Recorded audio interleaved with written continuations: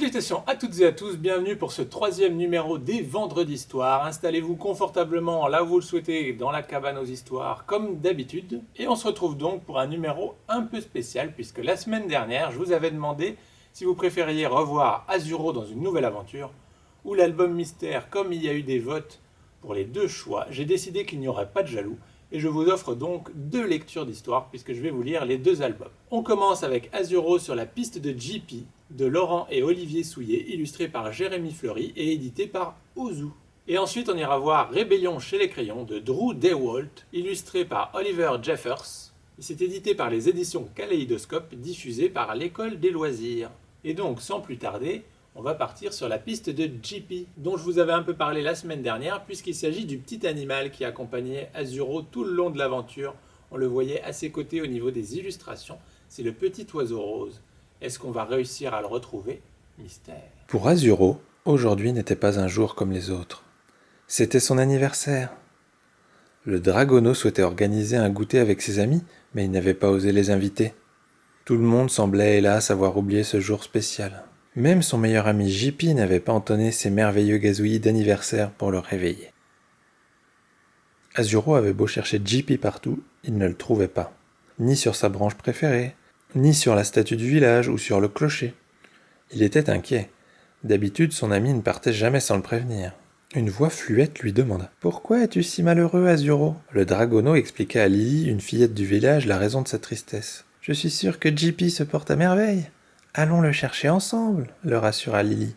Azuro et Lily firent le tour du village et découvrirent une des plumes de JP au détour d'un sentier plongeant au cœur de la forêt. Pour le retrouver, une seule solution, emprunter ce chemin et entrer dans les bois. La forêt était si feuillue qu'Azuro se demanda comment son ami avait pu se faufiler entre les branches sans perdre des tas de plumes.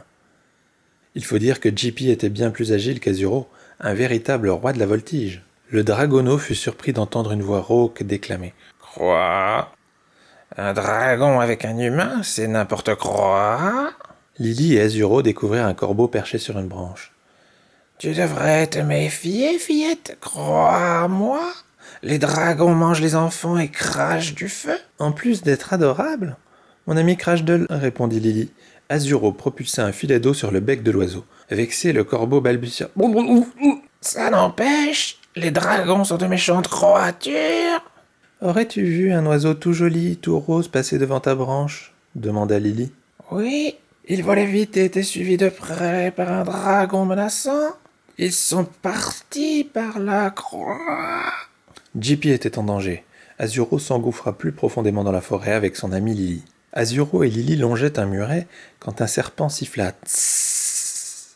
Un dragon, ce n'est guère plaisant. 2 dragons. Je fiche le camp. Décidément, les écailles ne font pas l'animal. Tssss. Tu as vu un autre dragon ? Peux-tu me dire s'il poursuivait un oiseau ? Demanda aussitôt Lily. Le serpent répondit sans se retourner. Tssss. Cet horrible dragon avait des plumes roses entre ses griffes. Il se dirigeait vers le lac. Tssss. Dépêchons-nous, s'exclama Lily. On a de la chance. Il y a des traces de pas dans la boue, cria Lily au petit dragon. Azuro suivit les empreintes jusqu'au lac. Une plume rose flottait sur l'eau. Pas de doute, le dragon avait survolé le lac avec JP. Lily baissa la tête. « Azuro, je ne peux plus t'accompagner. Je ne nage pas assez bien pour aller de l'autre côté. » Avec délicatesse, Azuro attrapa Lily par les épaules, la posa sur son dos, puis lui recommanda de bien s'accrocher à ses écailles. Dans un battement d'ailes puissant, les 2 amis volèrent au-dessus du lac. Azuro filait à la vitesse de la lumière. Au-dessus de leur tête se fit entendre une voix rauque. « Une petite fille perchée sur un dragon, si ce n'est pas honteux. Ces créatures monstrueuses jouent même avec leur nourriture. »« Pourquoi dis-tu ça ?» demanda Lily surprise. L'aigle trompetta. « J'ai vu un de ces sauvages se diriger vers les hautes montagnes. Des plumes roses sortaient de sa gueule. » Dès qu'Azuro entendit ces paroles, il vola vers les montagnes avec plus d'énergie encore. Lily n'eut pas le temps de remercier l'aigle. Des vents violents s'étant brusquement levés, le Dragono ne pouvait plus planer sans mettre Lily en danger.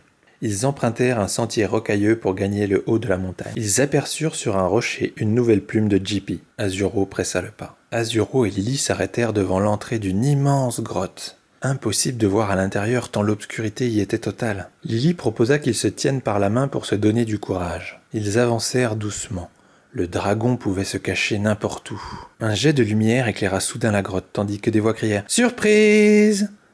JP était là, au milieu d'une grande salle avec les habitants du village et de nombreux dragons. Tous chantaient « Joyeux anniversaire, Azuro !» La maman d'Azuro le serra très fort contre son cœur et lui dit avec tendresse « Après vous avoir observé, les villageois et toi, les dragons anciens ont décidé d'organiser une fête pour ton anniversaire. Et pour que la surprise soit réussie, ils ont fait appel à JP, qui a joué son rôle à merveille, comme ton cousin Norbert, qui a protégé ton ami pendant tout le trajet. » Après avoir soufflé les bougies de son gâteau, Azuro remercia son ami JP d'une façon plutôt originale, sous l'œil amusé de Lily.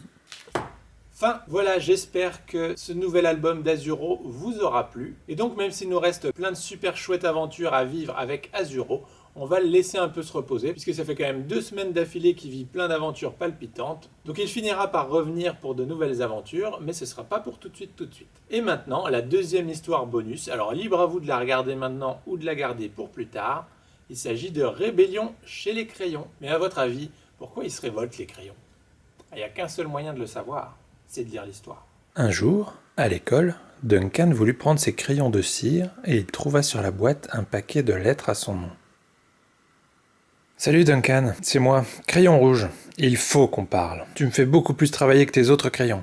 D'un bout à l'autre de l'année, je m'use à colorier des camions de pompiers, des pommes, des fraises, bref, tout ce qu'on peut trouver de rouge. Je travaille même pendant les vacances. Je dois colorier tous les Pères Noël et aussi tous les cœurs pour la Saint-Valentin. J'ai besoin de repos. Ton ami surmené, Crayon Rouge. Cher Duncan, bon, écoute bien. J'adore être ton crayon préféré pour les grappes de raisin, les dragons et les chapeaux de sorciers, mais ce qui me rend dingue, c'est que ma splendide couleur déborde si souvent du dessin. Si tu ne te décides pas bientôt à colorier à l'intérieur des lignes, je vais craquer. Ton ami méticuleux, Violet. Cher Duncan, j'en ai marre qu'on m'appelle brun clair ou blé doré. Je ne suis ni l'un ni l'autre. Je suis beige et fier de l'être. Et j'en ai marre aussi de passer après Monsieur Crayon Marron. C'est pas juste que les ours, les poneys, les petits chiens aillent à Crayon Marron. Il ne me reste que la dinde de Noël, et encore. Et le blé. Sincèrement, as-tu déjà vu un enfant s'éclater en coloriant du blé? Il faut qu'on parle. Ton ami beige. Crayon beige. Duncan, ici Crayon gris. Tu me tues. Je sais que tu adores les éléphants et que les éléphants sont gris, mais ça fait énormément d'espace à colorier pour moi tout seul. Et je te parle même pas des hippopotames et des baleines à bosse. Imagines-tu mon épuisement quand je termine un de ces trucs de si gros animaux? Les bébés pingouins sont gris eux aussi, tu sais, comme les tout petits rochers ou bien les cailloux. Et si t'alternais de temps en temps, ça me reposerait. Ton ami épuisé. Crayon gris. Cher Duncan, tu te sers de moi, mais pourquoi? La plupart du temps, la page sur laquelle tu dessines est de la même couleur que moi. Blanche. Si je n'avais pas une collerette noire, tu ne saurais pas que je suis là. Je ne suis même pas dans l'arc-en-ciel. Je sers juste à colorier la neige et à camoufler le vide entre deux trucs. Ce qui fait que je me sens, disons, absent. Il faut qu'on parle. Ton ami absent. Crayon blanc. Chat blanc dans la neige par Duncan. Salut Duncan. Je déteste qu'on m'utilise pour tracer le contour des choses coloriées par d'autres crayons de couleur qui tous pensent qu'ils valent mieux que moi. Tu te sers de moi pour dessiner un joli ballon de plage, et ensuite, tu prends les autres crayons pour le colorier. C'est pas juste. Pourquoi ne ferais-tu pas un ballon noir de temps à autre? Ton ami, crayon noir. Cher Duncan, en tant que crayon vert, je t'écris pour 2 raisons. La première pour te dire que j'adore remplir toutes les tâches que tu me confies. Crocodile, arbre, dinosaure et grenouille. Je m'en sors bien et j'aimerais t'adresser mes plus vives félicitations. Tu as un brillant avenir dans la coloration des choses en vert. La seconde raison, ce sont mes amis crayon jaune et crayon orange qui ne s'adressent plus la parole. Ils pensent l'un et l'autre qu'ils devraient être la couleur du soleil. S'il te plaît, règle vite le problème parce qu'ils sont en train de nous rendre fous. Ton ami bien heureux, crayon vert. Cher Duncan, je suis crayon jaune. Il faut que tu dises à crayon orange que c'est moi, la couleur du soleil. Je lui dirais volontiers, mais nous ne nous parlons plus. Et je peux prouver que je suis la couleur du soleil. Mardi dernier, tu m'as utilisé pour colorier le soleil de la ferme joyeuse de ton livre de coloriage. Pour le cas où tu auras oublié, c'est page 8. Tu ne peux pas me rater. Je scintille brillamment au-dessus d'un champ de maïs jaune. Ton copain, qui est aussi la véritable couleur du soleil, Crayon jaune. Cher Duncan, je vois que ce gros pleurnicheur de crayon jaune t'a déjà écrit. Peu importe. Mais s'il te plaît, peux-tu dire à ce rapporteur qu'il n'est pas la couleur du soleil? Je lui dirais volontiers, mais nous ne nous parlons plus. Nous savons tous les deux que je suis forcément la couleur du soleil, puisque jeudi tu m'as utilisé pour colorier le soleil à la fois dans l'île du singe et dans Voici le gardien du zoo de ton livre de coloriage Un jour au zoo. Hein que ça t'orange bien de m'avoir. Ton copain, qui est aussi la véritable couleur du soleil, crayon orange. Cher Duncan, c'était génial d'être ton crayon préféré cette année, et aussi l'année d'avant, et celle d'avant encore. J'ai vraiment adoré tous ces océans, lacs, rivières, gouttes d'eau, nuages de pluie et ciel d'été. Mais la mauvaise nouvelle, c'est que j'ai tellement raccourci, je suis maintenant plus petit que le bord de la boîte de crayons. J'ai besoin de repos, ton ami tout raccourci. Crayon bleu. Duncan, bon écoute bien gamin, tu ne m'as pas utilisé une seule fois cette année. Tu penses que je suis une couleur de fille, c'est ça? À ce propos, remercie je te prie ta petite sœur de m'avoir utilisé dans son livre de coloriage. Jolie princesse, elle a fait un travail extraordinaire en ne me faisant jamais déborder. Bon, en ce qui nous concerne, pourrais-tu, s'il te plaît, m'utiliser à l'occasion pour colorier en rose un dinosaure, un monstre ou un cow-boy? Une touche de couleur ne leur ferait pas de mal. Ton ami pratiquement neuf, crayon rose. Salut Duncan, c'est moi crayon pêche. Pourquoi as-tu arraché le papier qui m'entourait? Maintenant je suis nu, et je n'ose plus quitter la boîte de crayons. Je n'ai même pas de sous-vêtements. T'aimerais, toi, aller à l'école tout nu? J'ai besoin de vêtements. Au secours! Ton ami nu. Crayon pêche. Pauvre Duncan, tout ce qu'il voulait, c'était colorier. Et bien sûr, il voulait aussi le bonheur de ses crayons. Alors il eut une idée. Quand Duncan montra son nouveau dessin à la maîtresse, elle le félicita pour son coloriage et... il reçut un bon point pour son inventivité. Fin.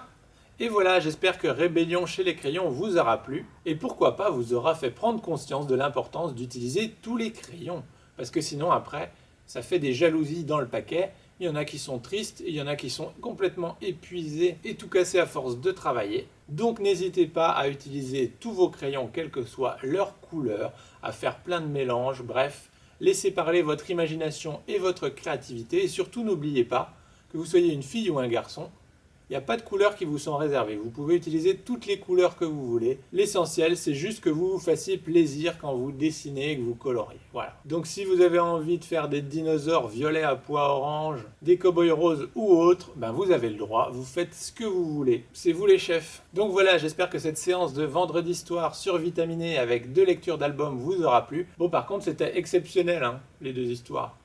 La semaine prochaine, on se retrouvera à nouveau comme d'habitude avec une seule histoire. Parce qu'il ne faut pas abuser des bonnes choses. En tout cas, merci à toutes et à tous de votre fidélité et de tous vos gentils mots d'encouragement. Ça fait vraiment super plaisir. Et moi, j'ai très hâte de vous retrouver la semaine prochaine pour un nouvel album. Tout ce que je peux vous en dire, c'est qu'il va être bizarre. J'ai dit bizarre, comme c'est bizarre. Et donc sur ces bonnes paroles, il ne me reste plus qu'à vous souhaiter une excellente journée. Et je vous dis à très bientôt pour de nouvelles aventures. Salut!